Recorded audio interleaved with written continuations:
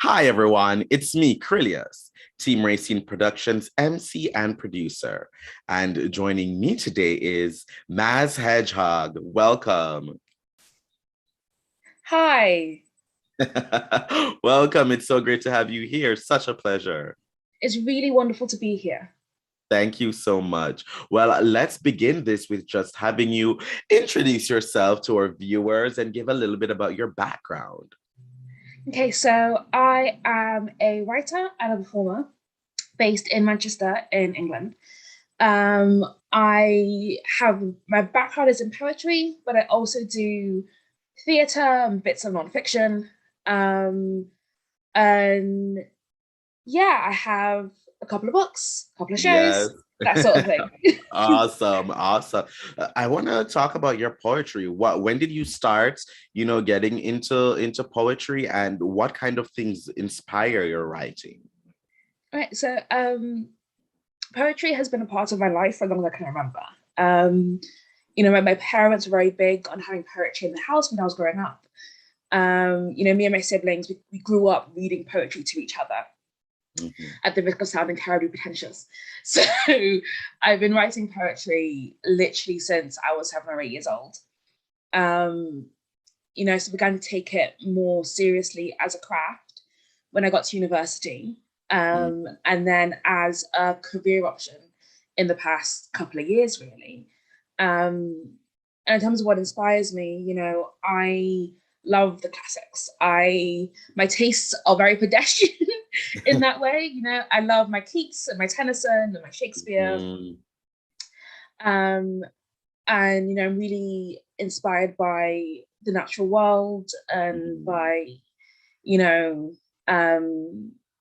the imagery and the language we have around plants and around the environment. And using that to kind of look at interpersonal relationships and your sense of self and stuff like that.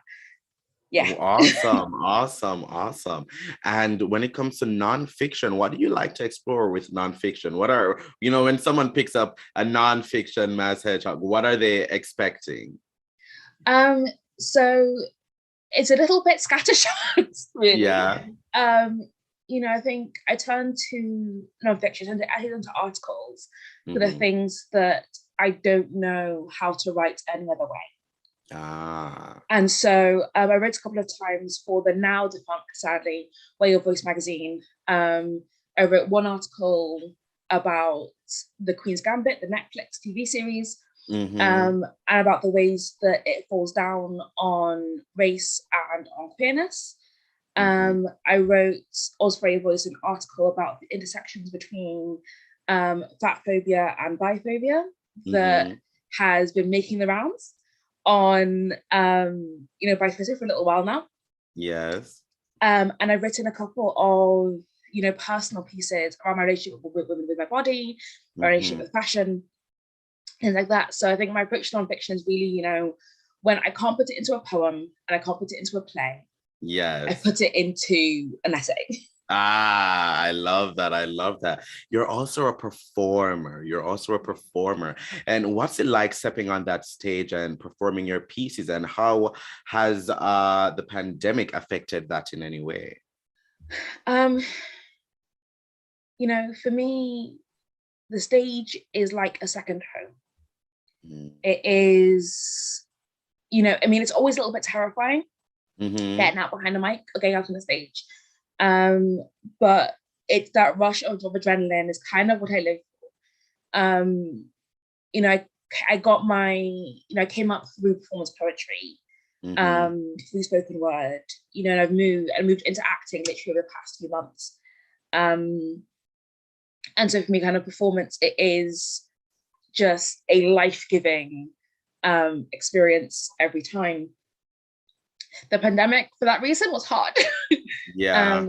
I went nearly a year and a half without doing a live performance. I did bits and pieces online, but it really wasn't the same. And I really admire performers who can still give the same energy and the same charisma and the same, attention over a screen, because I really can't. Yes. I find it so difficult. And so, being able to get back on stage, to be able to kind of have that connection with a relationship with a live audience again over the course of the past 9 months,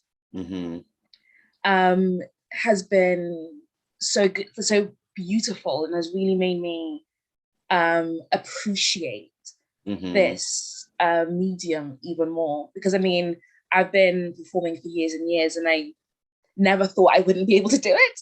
Yes. And so now that I can, you know, I'm grateful for every time I get to do it. Oh, wow. Talk to me a little bit about the importance of, you know, highlighting queerness in your writing, and having that experience and putting a voice of, you know, that queerness within your writing. What's that like for you? Oh, that is a beautiful question. Thank you. I think for me, writing about queerness, a lot of it is about writing about possibilities. And it is writing about things that are indefinable, or in some ways even unexpressible. You know, it is taking queer in the sense of the things that exist outside of neat categories, and things that exist outside of conventional understanding. And I think that in a lot of ways, I see poetry as being a potentially very queer medium, where quite often what you are doing in a poem is trying to put something into words that can't be put into words. You try to break the language a little bit, you know, mess with it and twist it and stretch it and make it do things that it wouldn't be able to do otherwise. And in that way, you know, I bring that ethos to how I write poetry. I put it as a medium, but then also in the relationships that I write, in the characters that I try and inhabit, in the structures and dynamics I try to critique in my work. And so even if, you know, the poem itself is not explicitly queer in a way that it will be like immediately recognizable to the general public, it is something that undergirds everything I do. Yes, that really is so important.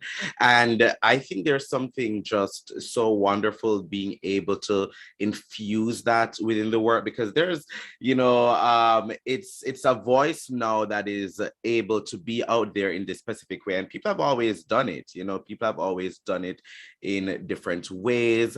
And what I love about it is that it's coming from a wonderful Black woman. And I'm sure that your experience as a Black woman, of course, has colored your perspective in the way how you write, and, you know, the stories that you try to bring forward with your poetry, with your art. And now you're in acting.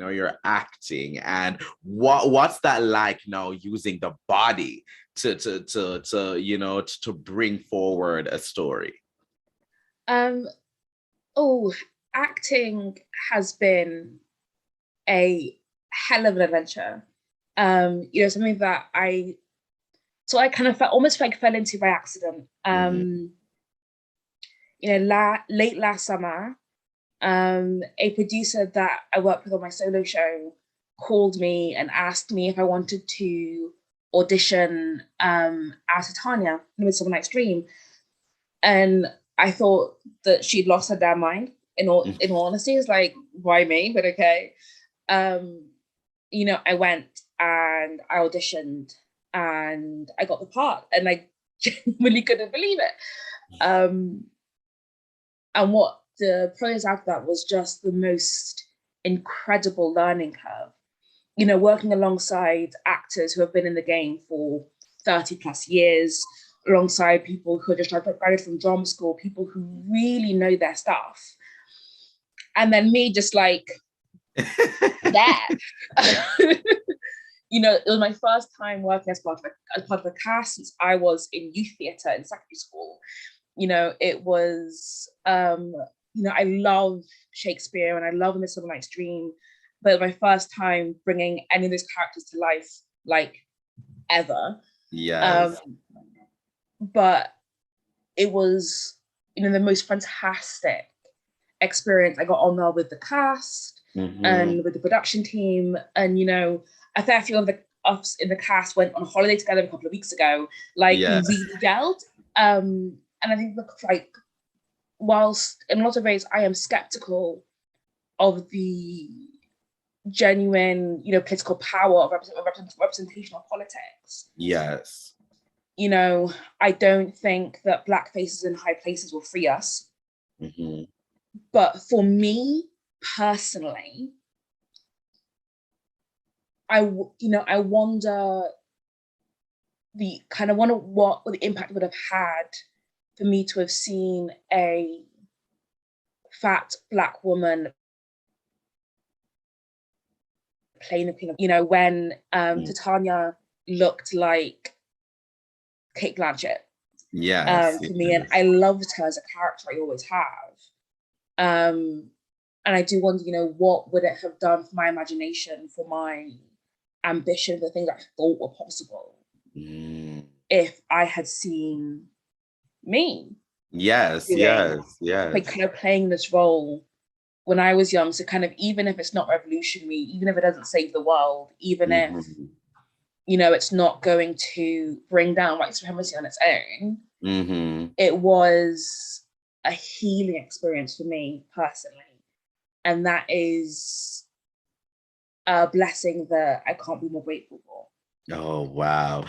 Talk to me a little bit about the, you know, the Black artist community where you're from, where you're in Manchester. What's that like? And how that's been a blessing, a help, you know, in building what you are as artists there in Manchester.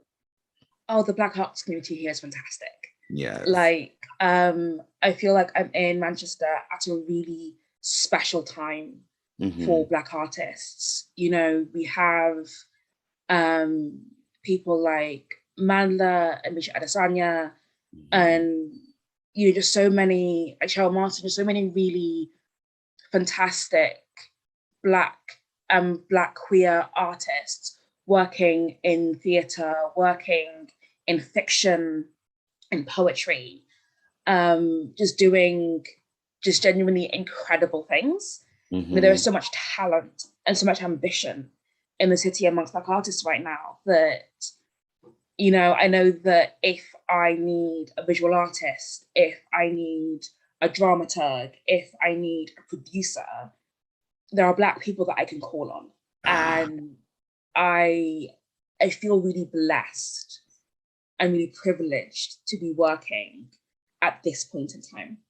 That is fabulous. That is amazing. Well, if anyone wanted to, you know, go ahead and pick up your books, follow you, learn more about you and all of that, how can they go about doing that?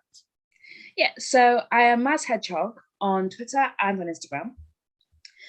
My first chapbook, Be That Regina, is available on all good bookshops, I suppose. Now it is a poetry chapbook about flowers and fairies and imperialism. And flowers, fairies, and imperialism. I love that. You know, I edited an anthology with a small press called Three of Cups Press, called Tell Me Who We Were Before Life Made Us. And that is available from Three of Cups Press now. And I have, although upcoming in the next couple of months, I have a experimental poetry collection / novel called The Body in Its Seasons, which is out with Burning Eye Books. And so I'm going to be posting that all over the socials over the next couple of months, because I'm really excited about it. And, you know, it's the most ambitious thing I've ever done for my writing, but I think it's something really special. Awesome. Well, I can't wait to see it. And to our viewers, those of you who are watching, go ahead and check out the links in the description so you can keep up with everything that Maz Hedgehog is doing. Thank you so much for joining me today. It has been such a pleasure, and I wish you continued success in your fabulous career. Thank you so much. Thank you so much for asking me to be here. I've had a great time. Thank you. And to our viewers, please follow Team Racing Productions on all forms of social media, like, comment, and subscribe. But most of all, thank you for watching. Bye, everyone. Bye.